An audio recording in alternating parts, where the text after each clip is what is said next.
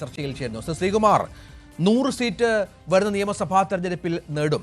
തദ്ദേശ സ്വയംഭരണ തെരഞ്ഞെടുപ്പിൽ 1-ാം സ്ഥാനത്ത് എത്തും.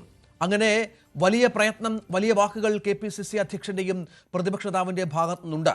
അതനുസരിച്ചുള്ള നീക്കങ്ങൾ സംസ്ഥാനത്തെ കോൺഗ്രസിൽ നടക്കുന്നുണ്ട്. അവിടെയാണ് ഏറ്റവും മുതിർന്ന നേതാക്കളിൽ ഒരാൾ DCC അധ്യക്ഷൻ ഈ വാക്ക് പറയുന്നത്. ഇത് കേവലം പ്രവർത്തകരെ മോട്ടിവേറ്റ് ചെയ്യാൻ എന്നത് മാത്രം അങ്ങനെ കരുതാനാകുമോ? നോക്കൂ രഞ്ജിത്ത്, അതിലൊരു പ്രശ്നം എന്താ വെച്ചാല്, സാധാരണ ഇങ്ങനത്തെ ഫോൺ സംഭാഷണങ്ങളൊന്നും മുൻകാലങ്ങളിൽ പുറത്തു വന്നിരുന്നില്ല. ഇത് പണ്ട് തൊട്ടേ തന്നെ കോൺഗ്രസ് നേതാക്കളും വളരെ ആത്മബന്ധമുള്ള പ്രവർത്തകരും അല്ലെങ്കിൽ പ്രാദേശിക നേതാക്കളൊക്കെ ആയിട്ട് ഇങ്ങനത്തെ സംസാരം ഉണ്ടാകാറുണ്ട്. ഇത് കുറച്ചു കാലമായിട്ട് ഇങ്ങനെ അങ്ങനെ ഈ ഫോണൊക്കെ ചോർത്തി പുറത്തു വരുന്നത് കൊണ്ടാണ് നമ്മളിത് വലിയ എന്തോ സംഭവിച്ചെന്നൊക്കെ തോന്നുന്നത്. ഇത് സത്യത്തിലെ വലിയ വിഷയമുള്ള കാര്യമൊന്നുമല്ല. കാരണം പാലോട് രവി പറഞ്ഞത് എന്താണെന്ന് വെച്ചാല്, ഒരു പ്രവർത്തകൻ, എനിക്ക് തോന്നുന്നത് അദ്ദേഹത്തിന് വളരെ അടുപ്പമുള്ള ഒരു പ്രവർത്തകനായിരിക്കാം, ഒരു പഞ്ചായത്തിന്റെ നിങ്ങൾ ആദ്യം ഓഡിയോ മുഴുവൻ കേൾക്കണം. ഇടയ്ക്ക് വെച്ച് കേൾക്കുമ്പോൾ നമുക്ക് നിങ്ങൾ ഈ പറഞ്ഞത് മാത്രം കേൾപ്പിച്ച ഒരു ചെറിയ പ്രശ്നമുണ്ട്. പക്ഷെ ആദ്യം മുതലേ കേൾക്കണം. ഒരു പഞ്ചായത്ത് തെരഞ്ഞെടുപ്പുമായി ബന്ധപ്പെട്ട് ആ പഞ്ചായത്തിലെ പ്രശ്നങ്ങൾ ചർച്ച ചെയ്ത് വരുമ്പോൾ ഒരു മുതിർന്ന നേതാവ് ഇങ്ങനെയൊക്കെ സംസാരിക്കും. പക്ഷെ അതിന് ഒരു ചെറിയ പ്രശ്നം ഉണ്ടായെന്ന് വെച്ചാൽ ഇത് പുറത്തേക്ക് എടുത്ത് വിട്ടു. അത് കോൺഗ്രസിന് ശരിയായ നടപടിയല്ല. അത് ആരാണ് പുറത്തു വിട്ടുന്നത് വെച്ചാൽ അത് പാർട്ടി അന്വേഷിച്ച് നടപടി എടുക്കട്ടെ. അതാണ് ഒന്ന്. രണ്ടാമത്തെ കാര്യം, സാധാരണ രീതിയിൽ ഈ കോൺഗ്രസ് നേതാക്കളൊക്കെ സംസാരിക്കുമ്പോഴേ നമ്മൾ ജയിക്കും കേട്ടോ, 100% ഉറപ്പ്, നീ ഉറങ്ങിക്കോ എന്ന് പറയാറില്ല. നമ്മൾ തോൽക്കാനാണ് സാധ്യത, അവര് വളരെ മുന്നോട്ട് വരും, അവർ ഭരണകക്ഷിയാണ്, അവർ സമ്പന്നരാണ് എന്നൊക്കെ പറയുമ്പോൾ മാത്രമേ ഇക്കാര്യത്തിലെ കോൺഗ്രസ് പ്രവർത്തകരെ ഉണരുകയുള്ളൂ എന്നൊരു കാര്യം കൂടെ നമ്മൾ കരുതണം. അതങ്ങനെ താങ്കൾ പറഞ്ഞതിന് ഒരു യാഥാർത്ഥ്യമുണ്ട്. കാരണം തെരഞ്ഞെടുപ്പുകളിൽ 2 തവണ നിയമസഭാ തെരഞ്ഞെടുപ്പിൽ തോറ്റ പാർട്ടിയാണ്. തെരഞ്ഞെടുപ്പുകളിൽ പ്രവർത്തകനെ ഉണർത്തണമെങ്കിൽ അത്തരത്തിലുള്ള ഒരു പ്രചോദനപരമായ വാക്കുകൾ വേണം. പക്ഷേ ഇവിടെ എന്തൊക്കെയാണ് അദ്ദേഹം പറഞ്ഞു വെച്ചിരിക്കുന്നത്? പാർട്ടി ഉച്ചയും കുത്തി വീഴും, പാർട്ടി ഇല്ലാതാകും, BJP 60 മണ്ഡലങ്ങളിൽ വലിയ പ്രകടനം കാഴ്ചവെക്കും, LDF 3-ാമതും അധികാരത്തിൽ വരും, സംശയമില്ല. അങ്ങനെ സംശയമില്ല എന്ന് പറഞ്ഞു വെക്കുകയാണ്. അല്ലാതെ നിങ്ങൾ നിഷ്ക്രിയരാവരുത്, അത്തരം വാക്കുകളൊക്കെ ഉണ്ട്, ശരിയാണ്. പക്ഷെ അതിൻ്റെ കൂടെ ചേർത്ത് വെക്കുകയാണ് വളരെ കൃത്യമായി തന്നെ LDF 3-ാമതും വരാൻ പോകുന്നു എന്നുള്ള തരത്തിലുള്ള പ്രചരണം. ഇത് എത്ര ഡാമേജ് ഉണ്ടാക്കും പ്രവർത്തകർക്കിടയിൽ? ഒരു ഡാമേജ് ഉണ്ടാക്കില്ല. കാരണം പ്രവർത്തകർക്ക് അറിയാം നേതാക്കളുടെ സ്വഭാവം. അതായത് LDF 3-ാമത്തെ അധികാരത്തിൽ വരില്ല കേട്ടോ, നമ്മൾ തന്നെയാ വരിക എന്നാരും പറയില്ല. LDF 3-ാം അധികാരത്തിൽ ഇതൊക്കെ ഒരു മോട്ടിവേഷൻ ആണെന്നേ, അല്ലാണ്ട് ഇത് നിങ്ങൾ ഉദ്ദേശിക്കുന്ന പോലെ ഒന്നും അല്ല.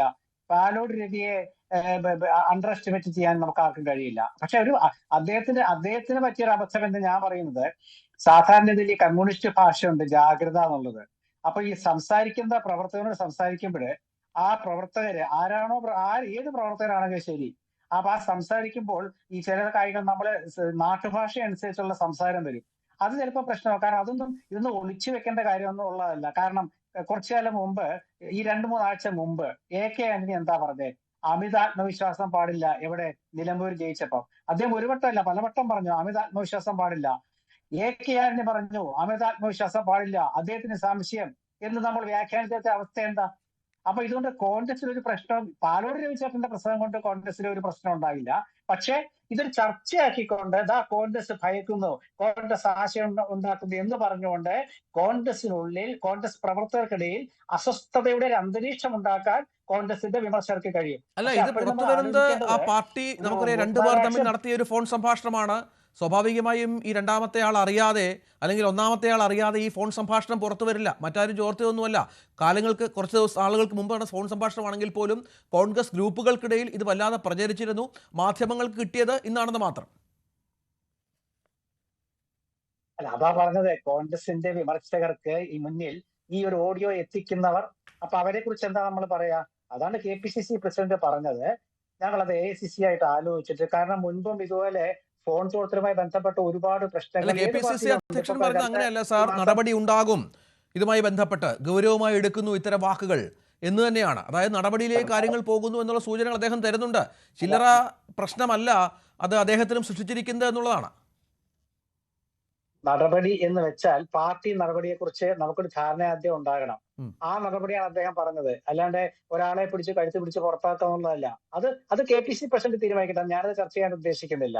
ഇവിടെ ഞാൻ പറയുന്നത് ഈ ഫോൺ സംഭാഷണങ്ങൾ ഇങ്ങനെ ചോർന്ന് പുറത്തേക്ക് വരുന്നത് അത് കോൺഗ്രസിൽ മാത്രമല്ലല്ലോ. രഞ്ജിത്ത് അറിഞ്ഞുകൂടെ, ഒരു മാസം മുമ്പ് 2 CPIയുടെ പ്രമുഖ നേതാക്കള് പരസ്പരം സംസാരിച്ചത്. അവർ പരസ്പരം സംസാരിച്ചതാ.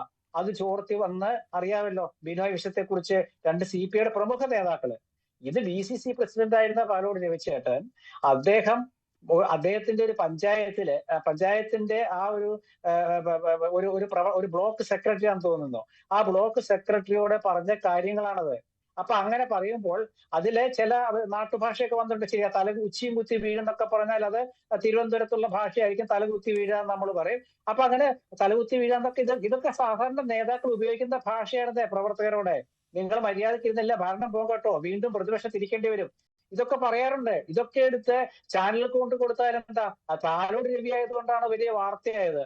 ഈ പാലോട് രവിയെ കുറിച്ച് പറയുമ്പോൾ അദ്ദേഹം മറ്റേ തിരുവനന്തപുരത്തെ DCC പ്രസിഡന്റ് ആണെങ്കിൽ പോലും അദ്ദേഹത്തിലെ കോൺഗ്രസിന്റെ പ്രമുഖരിൽ ഒരാൾ തന്നെയാണ്. പഴയ കാലത്ത് മുദ്രാവാക്യം തന്നെ ഉണ്ടായിരുന്നു, വയലാർ രവി, തമ്പാനൂർ രവി, പാലോട് രവി എന്ന് പറഞ്ഞിട്ട്.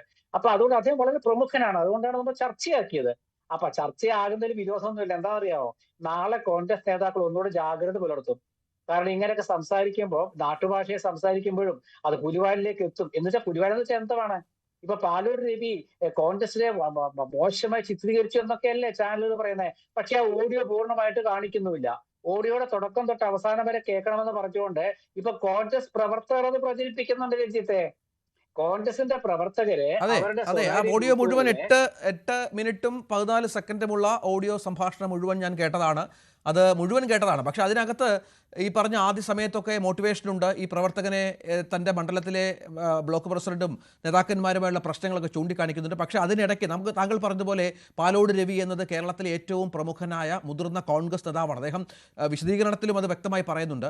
അദ്ദേഹത്തിന് ഒരുപക്ഷെ കേരളത്തിലെ വർത്തമാനകാല രാഷ്ട്രീയത്തെക്കുറിച്ച് വളരെ വ്യക്തമായ ചിത്രമുള്ള ഒരാളാണ്. അദ്ദേഹം ഇത് പറയുമ്പോഴാണ് അതിൻ്റെ ഗൗരവ സ്വഭാവം വർദ്ധിക്കുന്നത്. നമുക്കറിയാം 60 മണ്ഡലങ്ങളിൽ BJP വലിയ ഇമ്പാക്റ്റ് ഉണ്ടാക്കുമെന്ന് പറയുന്നു. ഈ 60 മണ്ഡലങ്ങൾ കേന്ദ്രീകരിച്ചാണ് നിയമസഭാ തെരഞ്ഞെടുപ്പിൽ BJP വർക്ക് ചെയ്യാൻ പോകുന്നത്. അവരുടെ സമീപകാലത്തെ രാജീവ് ചന്ദ്രശേഖർ വന്ന ശേഷമുള്ള യോഗങ്ങളിലൊക്കെ ഈ 60 മണ്ഡലങ്ങളുമായി ബന്ധപ്പെട്ട ചർച്ചയാണ് ഉണ്ടായത്. അത് വളരെ കൃത്യമായി അദ്ദേഹം മനസ്സിലാക്കുന്നു. അവിടെ പരാജയം സംഭവിച്ചാൽ, അവിടെ CPM BJPയുടെ ചിലവിൽ കടന്നു കയറിയാൽ ആ പാർട്ടിക്കുണ്ടാകുന്ന ഇമ്പാക്റ്റ് അത് വ്യക്തമായി മനസ്സിലാക്കുന്ന നേതാവ് കൂടിയാണ് അദ്ദേഹം. ഒക്കെ ഞാൻ പറഞ്ഞത് മനസ്സിലായില്ലേ? അതായത് BJPയെയും CPMനെയും ഒന്നും നമ്മൾ വില കുറച്ച് കാണണ്ട.